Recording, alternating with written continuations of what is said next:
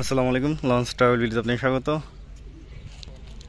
সরাসরি কেরানীগঞ্জের মাদারীপুর ডকইয়ার্ডে। এটা হচ্ছে পারাবতের নিজস্ব ডকইয়ার্ড। এখানে পারাবত সিরিজের সকল নৌযান রয়েছে। প্রথমে দেখতে পাচ্ছেন পারাবত 17, পারাবত সিরিজের জাহাজ এটি পারাবত 17। তারপর দেখতে পাচ্ছেন পারাবত 10, সাবেক পারাবত 7 বরিশাল রুটের।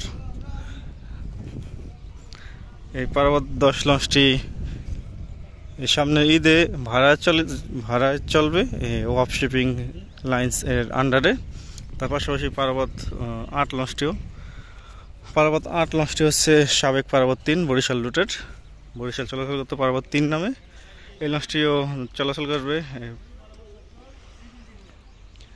ওয়াফ শিপিং এর আন্ডারে, সম্ভবত গলাচিপা অথবা খেউপাড়া রুটে চলাচল করবে। এখন কাজ করানো হচ্ছে লাইটিং এর। দ্বিতীয় তলায় ফ্রেন্টারে দেখতে পাচ্ছেন যে লাইট সব খুলে ফেলা হয়েছে। আর পারাবত 10 লঞ্চটি সাবেক পারাবত 7, এই লঞ্চটি চলাচল করবে চাঁদপুর ঈদগাহ ফেরিঘাট অথবা পটুয়াখালী রুটে মেসার্স ওয়াফ শিপিং লাইন্স এর আন্ডারে। কিন্তু পারাবতের নিজস্ব আন্ডারে চলাচল করবে না, ভাড়া চলবে। আর হচ্ছে পারাবত 9 লঞ্চটি। পারাবত 9 লঞ্চের ভবিষ্যৎ অনিশ্চিত। দেখতে পাচ্ছেন যে কি অবস্থা। লঞ্চটি পুরোই এই উপরে উঠে গেছে, অর্ধেক উপরে উঠে গেছে মাটির উপরে।